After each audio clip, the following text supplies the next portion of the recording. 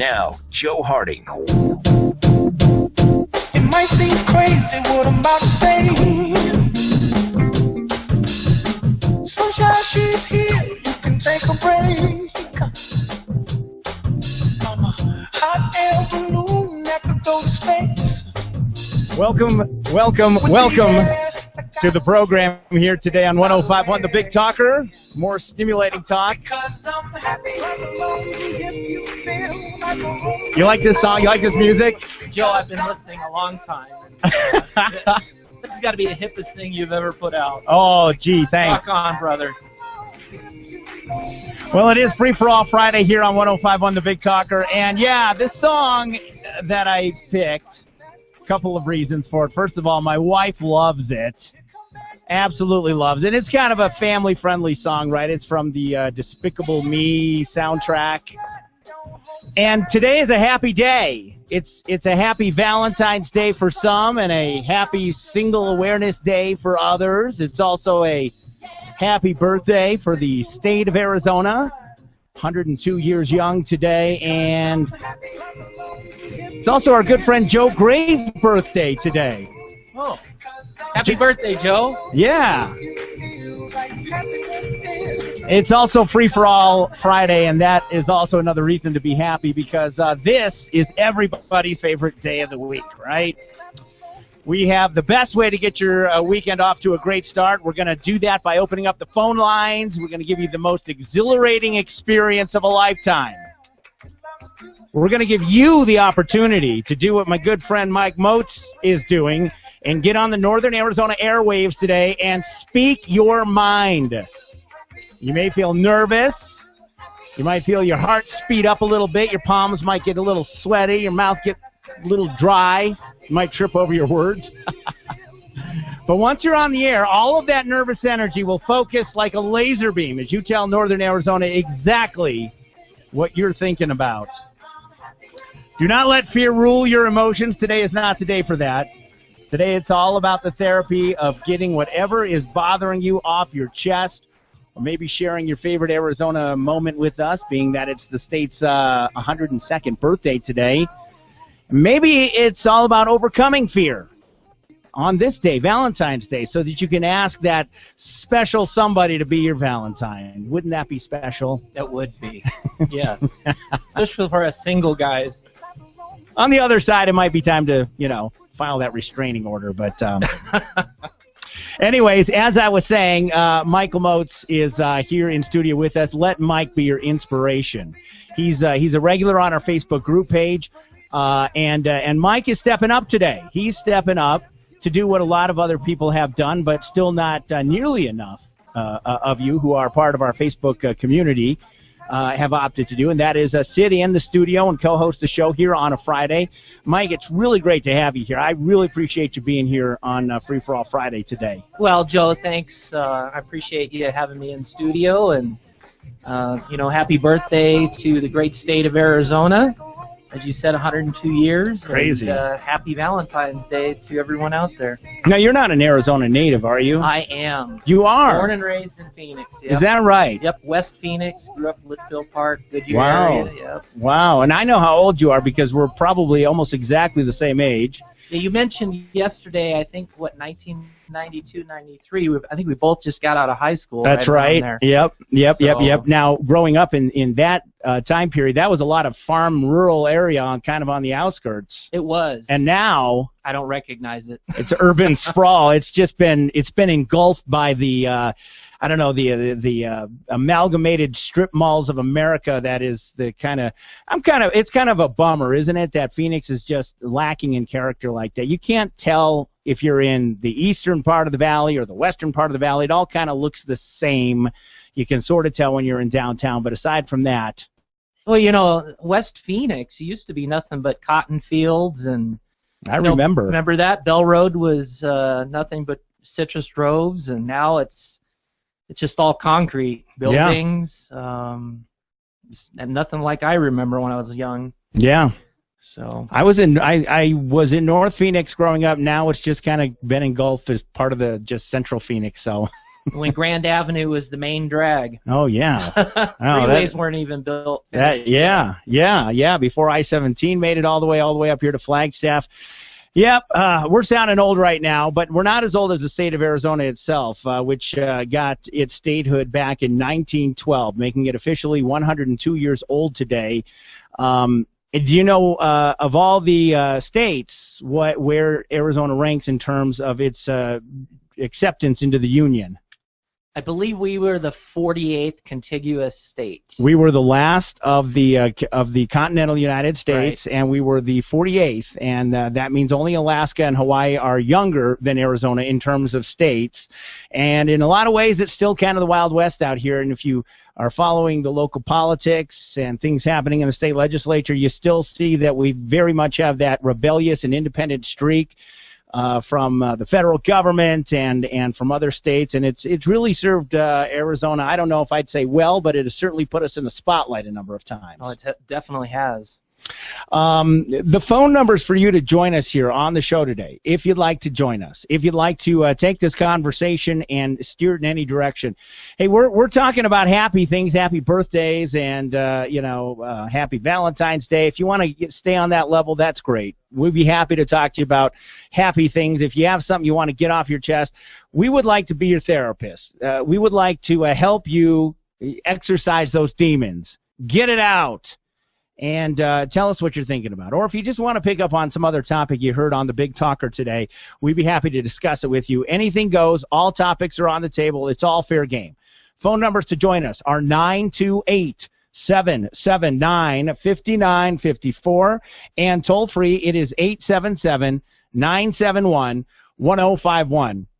Mike, I want to start, you've been on Facebook for a while, and I've been kind of watching everybody on Facebook. I read a lot more than I post on Facebook. It's easy to get sucked into that, isn't it? I mean, it is. The conversation just gets really exciting, and it gets intense sometimes, but what's really cool about it is that there's always a good back and forth. I think people who are on the conservative side really are getting a better understanding of the ideology of people on the left, and vice versa. And although there isn't like a whole lot of kumbaya necessarily when it comes to talking about the issues, I've noticed that sometimes, once in a while, people start to say, maybe you have a point, or maybe that is interesting. And I think in our own little small way, and you've been a big part of this, we've kind of helped engender a little bit more understanding from both people on both sides, and dare I say, maybe just a smidgen more respect than maybe what folks would have had earlier on. Yeah, Joe. I think in many cases, you've known me about 2 years now. I think I've been on the Facebook page. Absolutely. I've called in, and I don't bend too easily. I am very stubborn in my ways and what I believe in. And thanks to Tom, shout out to you, Gary, Brian, many others on the Facebook page that are probably watching me on webcam right now. Yes, you can do that by going to joeharting.com. It definitely has opened my eyes. I will fight for everything I believe in. I think today is also a good day for liberals to call in and repent if they'd like to. I had to get that in there, Joe. I love it. On Valentine's Day, we'll show some love to you. Miles, you look what you did to Miles. Yeah, Miles is on the floor, the socialist. There he is. All right. He's not a socialist. He's a straight-up communist. Okay. He's a godless communist. I'm a socialist. Okay, I'm sorry. I'm sorry. He's turning red. Yes, in more ways than one.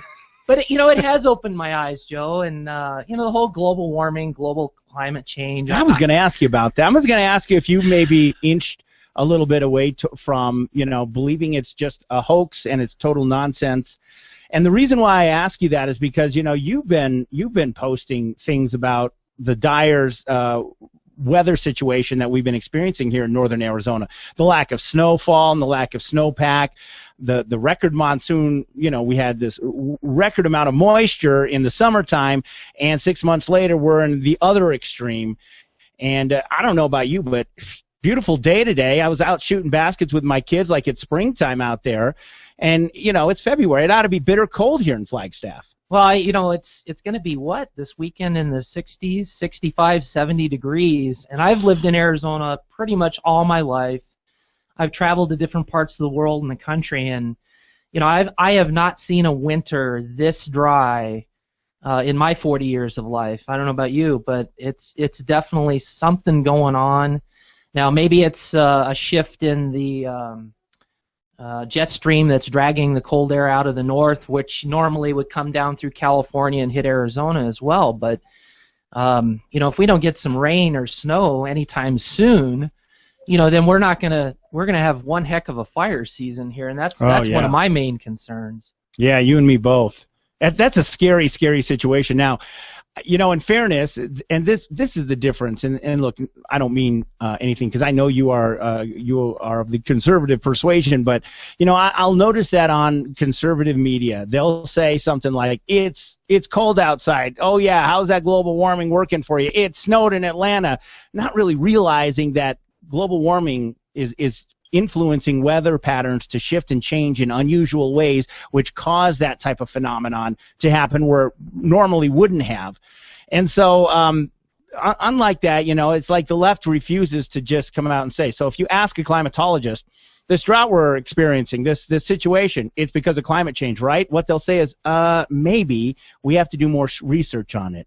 They're really careful. You hear our friend Tom always go, "Oh, well, let's see if the data and the facts ferret that out." And I told him last time, enough with your data and your facts. It's time to take the gloves off like they do on the other side and just say, see what your climate change is doing. It's going to create fires and floods and famine and destruction, and this is all because of, just jump the gun. Now, it may turn out to be true. It may turn out that the reason that we're seeing this is because it's actually something to do with the global warming and the carbon emissions. It may actually turn out that is the reason we're seeing this crazy, unpredictable, record-breaking temperatures and weather.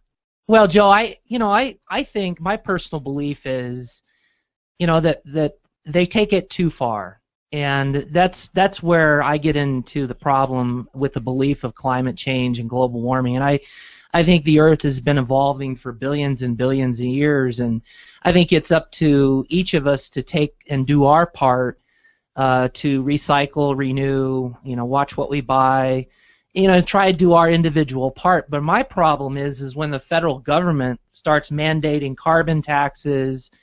They're talking about global or carbon footprints and putting smart meters into homes. That's where my conservative background kicks in and say enough. Folks are. Do I believe there's something going on with the environment? I do, but I don't want taxes, regulations, and everything shoved down my throat to prove a point or light bulbs. Light bulbs. Low flow toilets. I mean, you can't even go to Home Depot now and buy an old-fashioned light bulb. You've got to go spend $25, $50 on a LED light, which yes, it might. Well, you don't have to get the LED. In fairness, there are the other ones, the curly ones. I forget what they're called. But I mean, you don't have to get the LEDs. Although I saw some pretty cool ones. But then again, go out and try and find lamp oil and try and find supplies to light your house with lamp oil. I mean, people quit doing that because better technology came along, and I just look at it as a natural shift. But you know what? We're going to have a really fun conversation today because I want to morph this into a little bit of what's going on in California, which could affect us here in Arizona at some point. They want to start labeling soda. They want to put labels on the soda cans that say, warning, this may cause obesity, or I don't know, the Surgeon General has determined that too much sugar is bad for your heart. Now, there was a recent study out that said, hey, we're consuming too much sugar as Americans, and now there's a direct link between sugar consumption and diabetes. And if you have more than two 12-ounce sodas in a day, or if you have that second 12-ounce soda, you've already consumed too much sugar for the day. And there's sugar in everything. We don't even really realize it. So I guess that begs the question, if California is going to start forcing manufacturers to label their cans with warnings from California Department of Health or whatever, and New York's going to start saying you can't have a big gulp anymore, is that getting too intrusive on the part of government? And let me preface that by saying, do you think it's wrong that we put the labels on the cigarettes? Well, Joe, I think it's up to the parents just about anything you do or any place you go, you could slap a warning label on anything. I think it's up to the parents to watch what the kids drink, what they eat, how much, how often. Are they exercising regularly? What if the parents fail? What if the parents failed and let the kids drink beer and smoke cigarettes? And don't tell them it's bad, just let them do it. I think beer and cigarettes are a little different than soda. I agree. In my mind. Absolutely. But again, I think it's parental responsibility. There's a lot of things that probably you and I did when we were younger that we didn't have a lot of warning labels. Probably in some of the same neighborhoods. Drinking out of tap water and driving too fast, and you and I are still here. So. Yeah, well, yes, but for the grace of God, we are both still here. Yes. But as far as these labels, California and New York are probably the liberal utopia of the world that likes to label things and really drive big government, and that's just something that I'm really not for that. I'm for freedom, and I don't need the government to stick a warning label on a soda can and then after that come after me or my kids in school because they're over drinking too much soda pop or getting fat from it. Yeah. We've got our first phone call. It is Free for All Friday. Phone callers get preferential treatment. It's like I've been drinking already, and it's not even 5 o'clock yet. 779-5954, toll-free 877-971-1051. The phone lines are lighting up. Deborah's first out of the gate. Deborah, thanks for calling in. Hi, Joe. Hello. I wish I lived in the 1800s when we didn't have to worry about someone telling us what we could and couldn't do. I don't know if it's really a thing with climate change, but I guarantee you this world will come to an end long before climate change gets us. Because you guarantee that? We're going to kill each other off. Well, yeah, but climate may be the way that we do it. And I don't mean to be nitpicky here, but, you say you wish you lived in the 1800s when nobody was around to tell you what you could and couldn't do. It's not that government's telling you what you can and can't do when they put a warning label on something. Would it be better to live in the 1800s and at least be knowing that this lead is harmful if you inhale the fumes or if you're exposed to it? Because they didn't know a lot of things back then. So would you rather live in today's day and age where at least the information is available to you? Because I would say they're not telling you what you can and can't do. I mean, just because the cigarettes are legal, alcohol is legal, no one tells you can or can't do it, but science and the government are doing their level best to inform you about the dangers and the hazards involved. That way you can make an informed decision, but nobody is making you or telling you what you can and can't do. No one's doing that, but here's the thing. I think people years ago had better sense than we do now, because you can't tell me. I know that it's not good to get that sweet tea at McDonald's, but I still drink it. And even if someone told me that it was going to shorten my life, I would think that it's better to have a life that you lived, that you enjoyed the life, than to live 90 years old and say, oh, my God, I wish I had done that. I wish I had done this. I mean, it's kind of like survival of the fittest. Yes. Please, people don't know that smoking is horrible for you. If someone on this planet I would argue they did not know that. Bad. They didn't know that up until, there was enough doubt about the issue all the way up until about 1990. I think in the 80s they started realizing, but for years and years and years, for hundreds of years, people were smoking tobacco without realizing it was hazardous, dangerous, bad for you. It wasn't until... Back in the day, we had Yul Brynner who got on and had this big speech. He was dying of lung cancer. What year was that? And he said, what was it? He died in like the 60s, and I think. And he was talking about how he killed himself. Johnny Carson admits that he smoked and killed himself. They knew they were doing it. I mean, if you're putting things like this in your body and you think you're not doing damage to your body, that's absolutely no excuse. But I guess it comes down to this thing.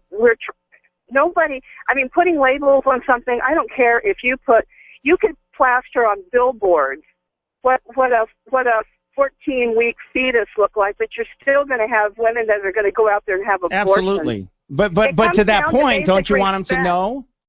I mean, isn't knowledge power? Wouldn't you rather make a decision to take that sweet tea or get that abortion, which is a terrible juxtaposition, but wouldn't you rather make those decisions based on the best information available so you can decide if it's worth it? Was it going to boost the quality of your life to smoke now? Are you glad you want to smoke now, knowing the risks, knowing what it may lead to later? I don't believe that people really do things. I have come to the conclusion after seeing the way the world is turned, I have come to a conclusion I never thought I would say. I don't think people, basically, if they don't respect themselves and other people, I don't think there's any warning you can give them that would make them, unless something is within their heart that says, I want better for me and my family. I see people doing things, and I absolutely can't believe what I see sometimes. And I'm thinking, seriously, really, this is what you do to yourself and do to your family, and it continues. It's a total lack of respect. Do I think putting warning labels? No, I don't.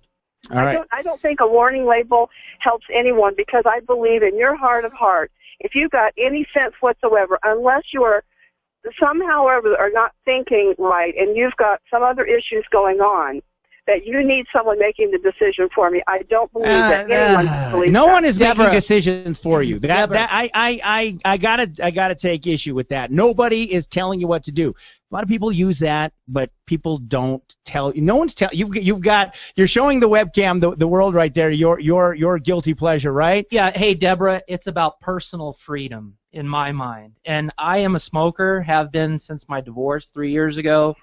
There's nothing more that I enjoy than getting up in the morning early with a hot cup of coffee and or smoking a menthol cigarette. Do I know it's bad for me? You're darn right. Will it hurt me down the road? Probably.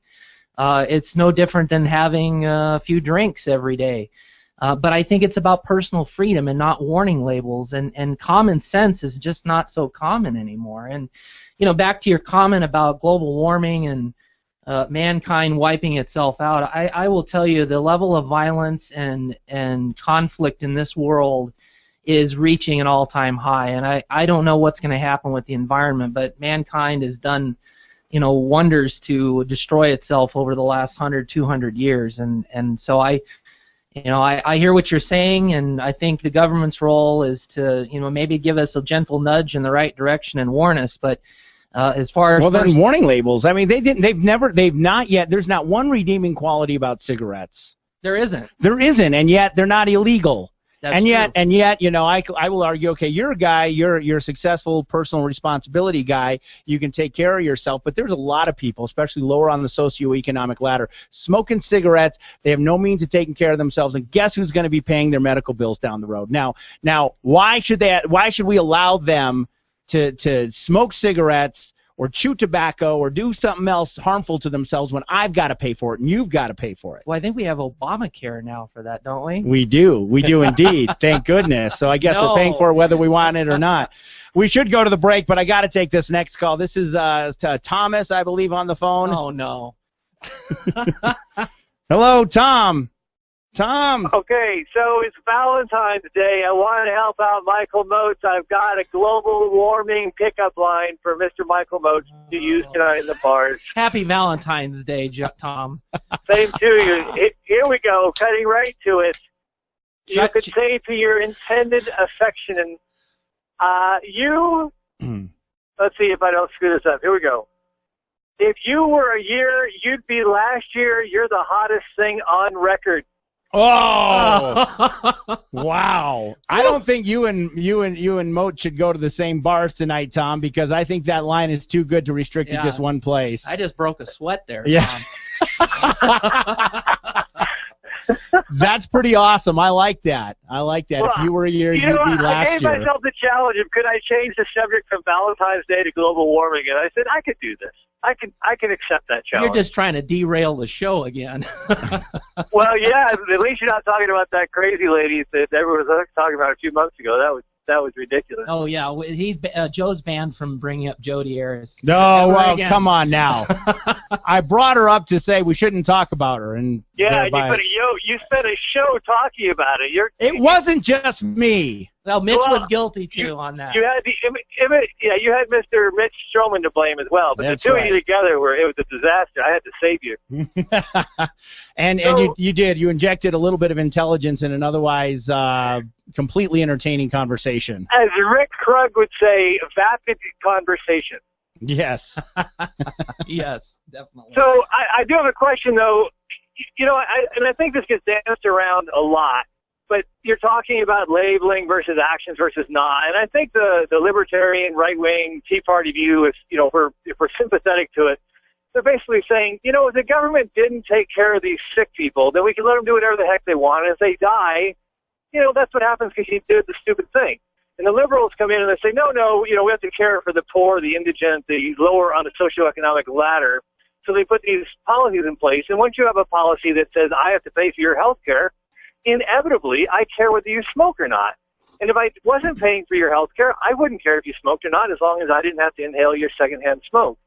So it really comes down to once you get into the liberal mindset, then all these things follow. And once you kick the liberal mindset out the door and have only the conservative mindset of, hey, you know, if you screw up, you're going to die, then you can have all these perceived freedoms. And in between, the gray area kind of goes away because just like Justice Scalia is being quoted to take down gay marriage laws, he was really warning against it, but everyone's quoting saying, yeah, this logic is unavoidable.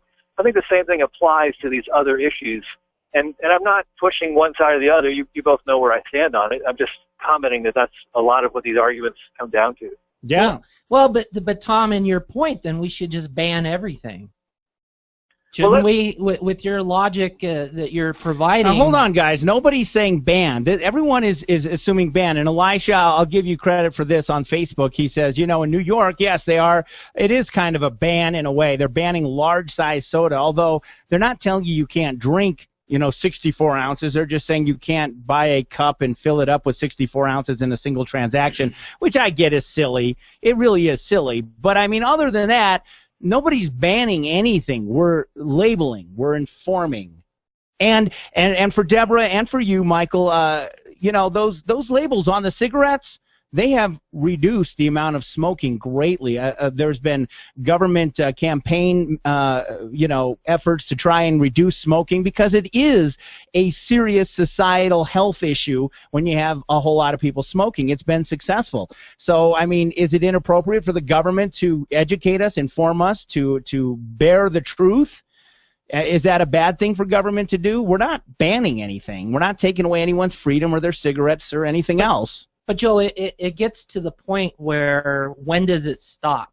That is where I was going. That's where I'm getting scared because, okay, you know, 10, 20 years ago, we didn't worry about soda pop. Of course, we didn't have people abusing it like they do today and not drinking enough water.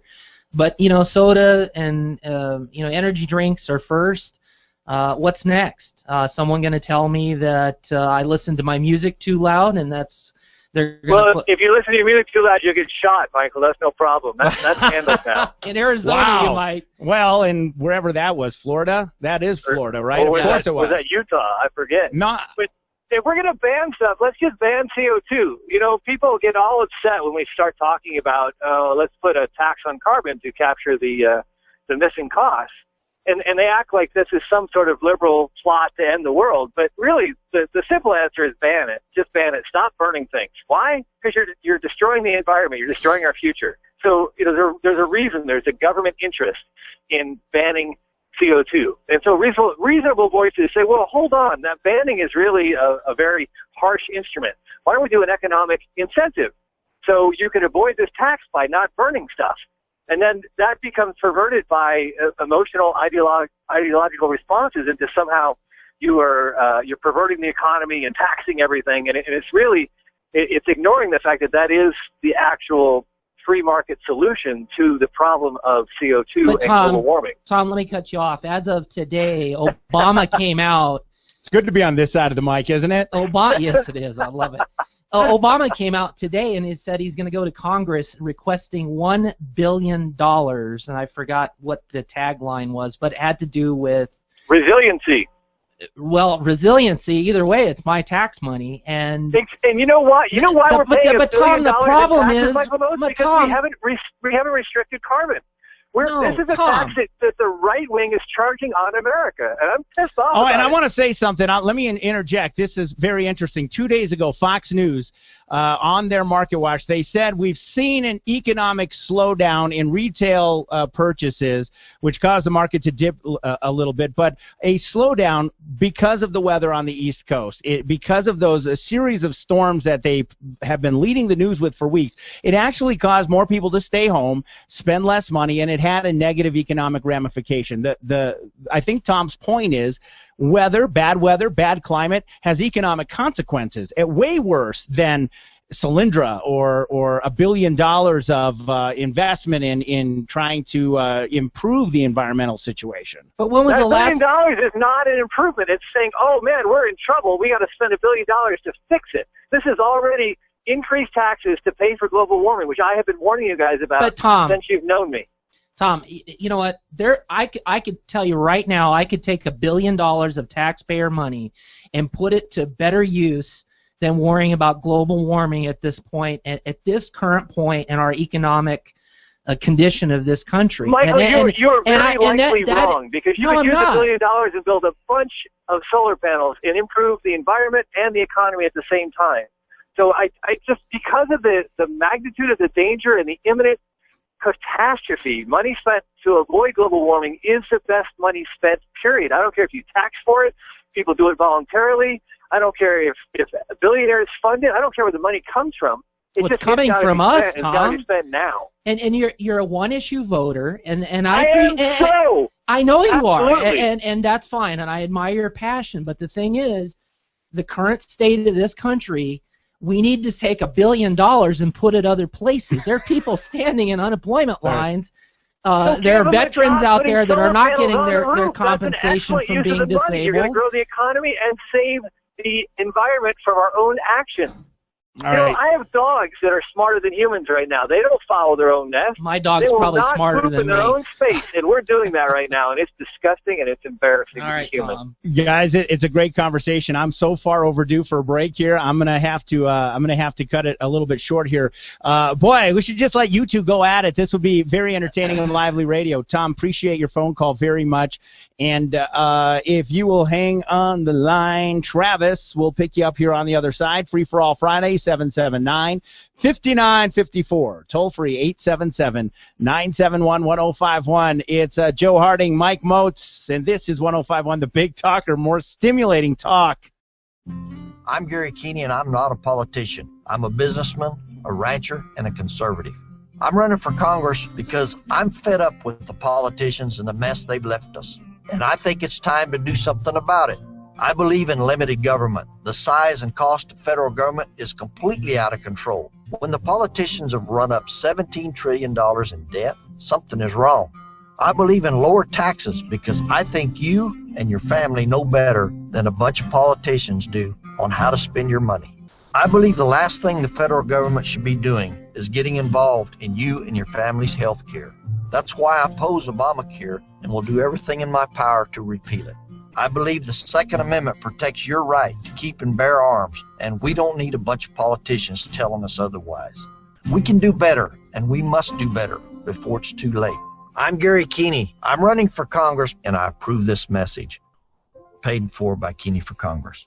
Twin Arrows Navajo Casino Resort, voted Arizona's best casino resort destination. Experience over $500,000 in jackpots monthly. Sports bar excitement to steakhouse elegance. Luxurious rooms. Anything but ordinary. Don't miss our shuttle from Flagstaff, running 3 times a day. Plus, new members get casino cash. Visit twinarrows.com for details. Twin Arrows, 15 minutes east of Flagstaff on I-40. Always a winning experience. Gambling problem? Call 1-800-NEXT-STEP.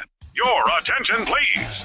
Findlay Volkswagen will be hosting the only Northern Arizona public used car auction this Thursday, Friday, and Saturday. Buy like a dealer and you will save thousands. Test drive cars, trucks, and SUVs. Then if you want to purchase the vehicle, you will enter a sealed bid. Whoever enters the highest bid will win the car. The Kelly Blue Book value will be posted clearly on the windshield. Findlay Volkswagen has used cars starting as low as $495. You heard right, $495 for a used car. We'd rather sell this special inventory inventory of used vehicles to you at greatly reduced prices, then take them to auction. It's Northern Arizona's only public used car auction, going on this Thursday, Friday, and Saturday at Findlay Volkswagen. Save thousands below book value. These vehicles will be sold at a fraction of their value. Get to Findlay Volkswagen this Thursday, Friday, and Saturday for Northern Arizona's only public used car auction, and buy like a dealer. Hurry, it all ends Saturday at 6 p.m. Findlay Volkswagen in the Flagstaff Auto Mall, or go online at flagvw.com.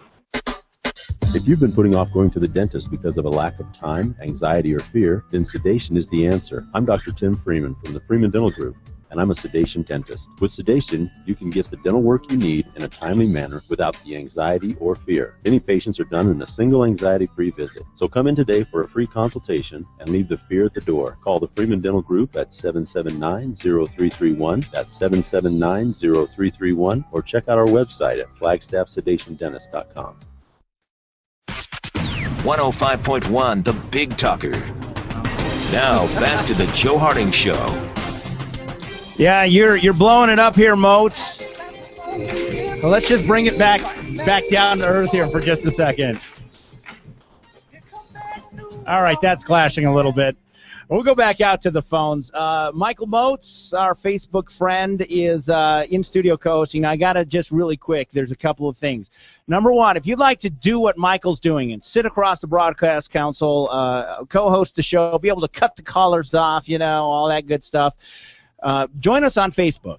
Michael, tell him it's fun, it's engaging, and we're all friends here, okay? You're a conservative, Tom's a liberal, I'm an independent, Elisha's a libertarian, and we've got greens, and we've got yellows and oranges and green teas and tea parties and everything else.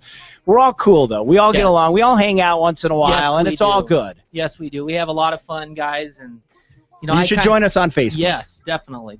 About 300 people on there now. No, we're up to 330 now. I know it seems like we're adding one or two here almost every day.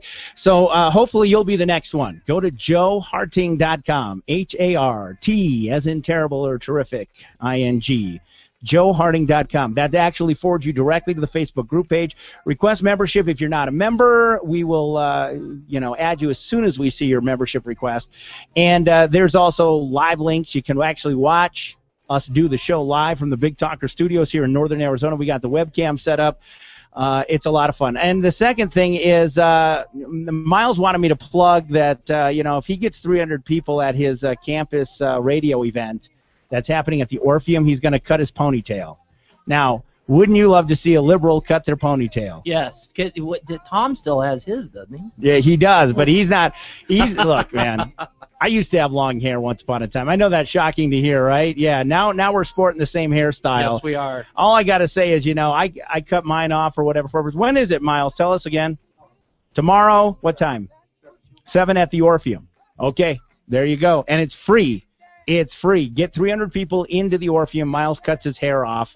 I don't know why he cuts his hair off, but he does for 300. So if you want to see a liberal cut his hair, get a haircut.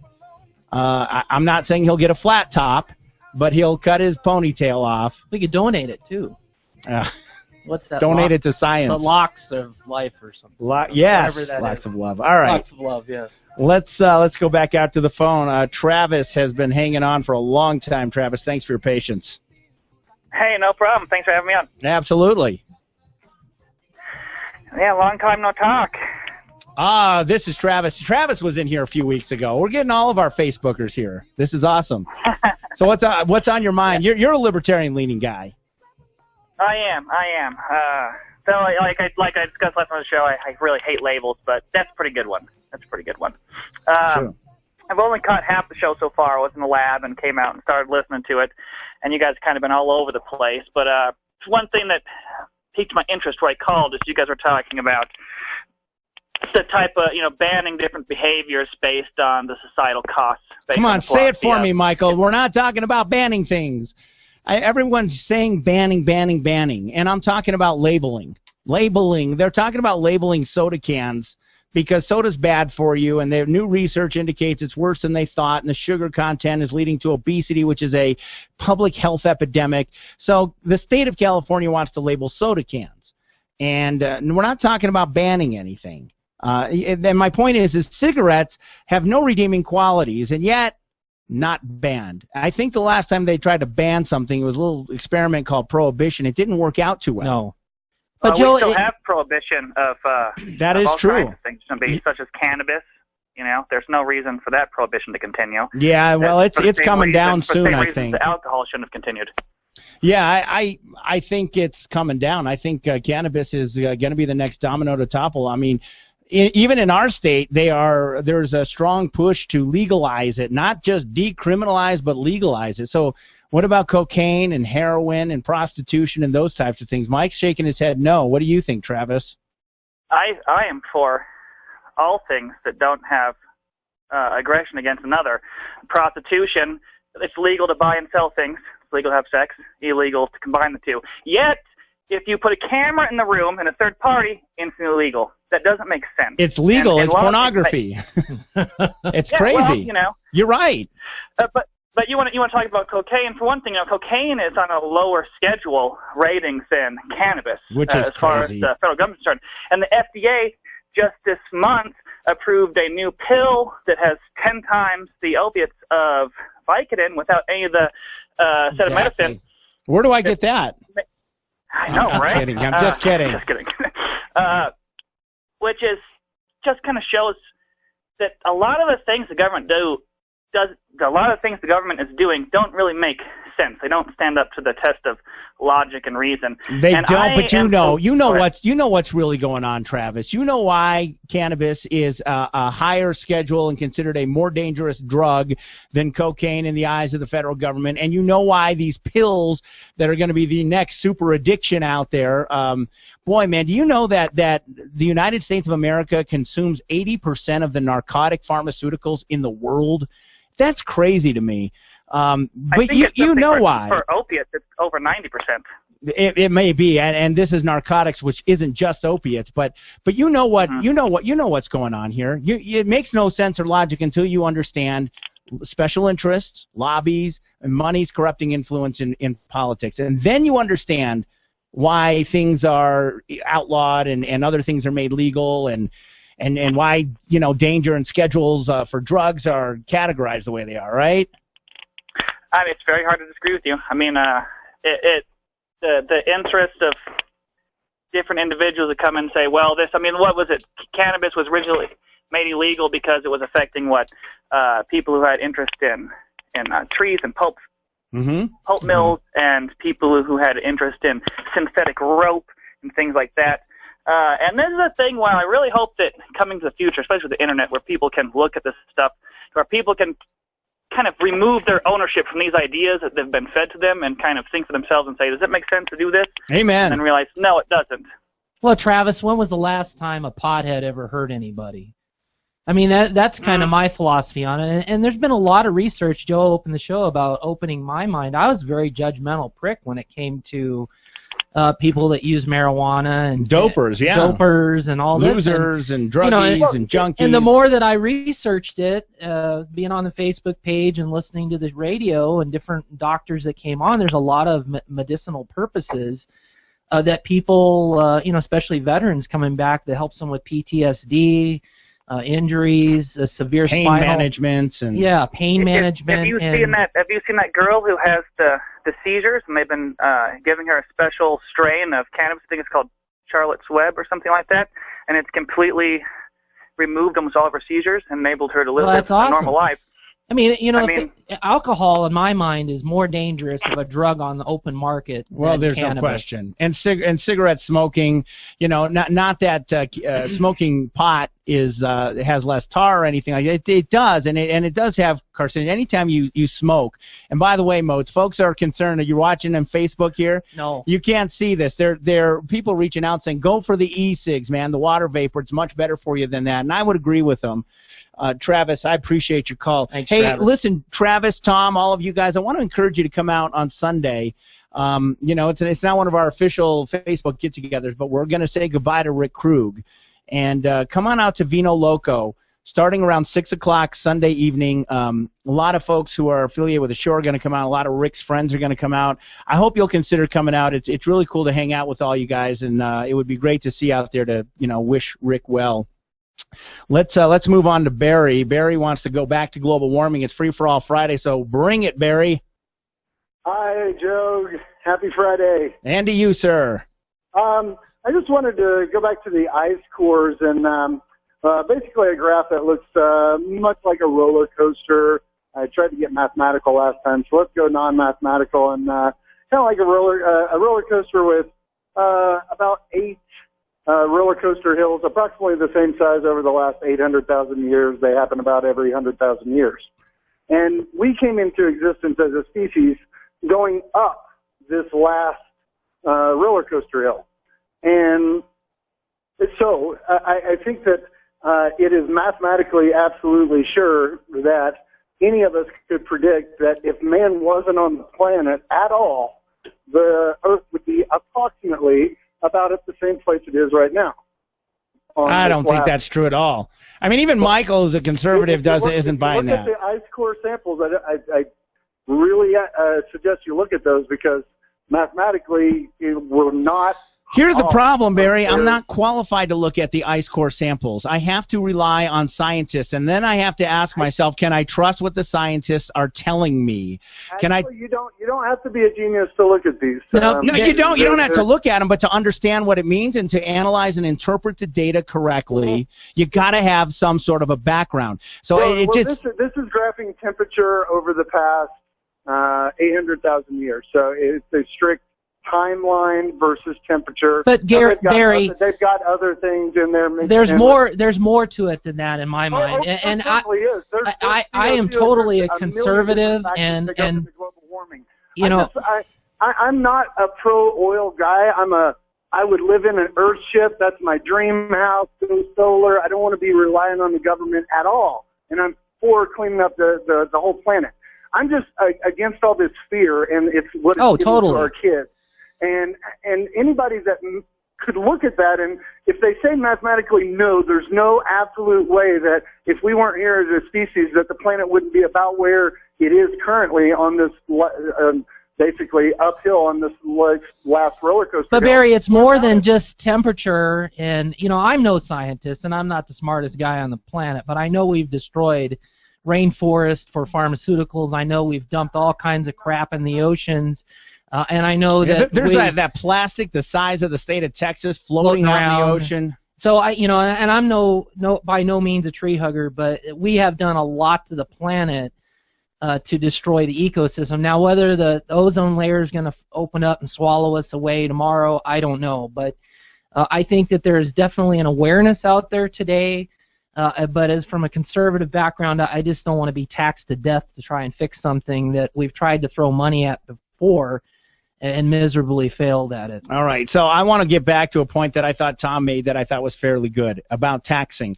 First of all, we are already taxed for the privilege of using oil because our federal government gives these wonderful tax breaks to the biggest carbon polluters on the planet.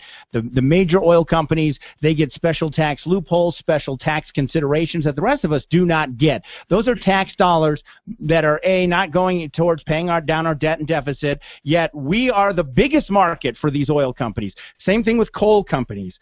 Coal companies all over the country get these special deals and discounts. Why? Because they generate a lot of revenue for themselves. They buy themselves politicians. Politicians write in special considerations into the tax codes. It's sucking hundreds of billions of dollars out of the taxes, and that could be going down to pay our debt and deficit. They don't have to play by the same rules. It's not just the oil companies. It's GE. It's other companies as well.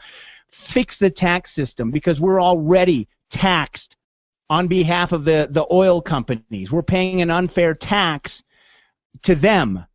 They don't need it. They do very well. They do very well without getting special tax considerations, loopholes, sweetheart deals, and so forth and so on.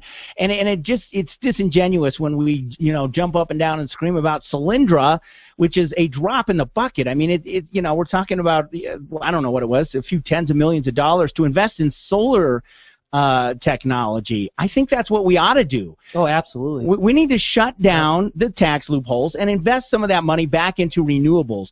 If you don't like it, if you don't buy the whole idea of global warming, then do it to quit giving Osama bin Laden's family and terrorists like Al-Qaeda and the Middle Eastern terror groups. This is how they make their money. This is how they are funded to buy those assault weapons that we see them waving around all willy-nilly in the back of those pickup trucks and in their little training camps. We're funding it. We're paying for it by continuing to insist on this addiction to fossil fuels. Every other area of technology has evolved, but we still got to rely on the combustible engine.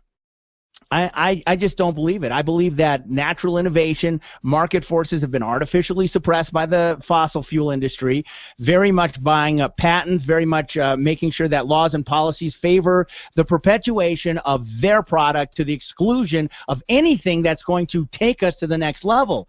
Oil and gas and coal had its place.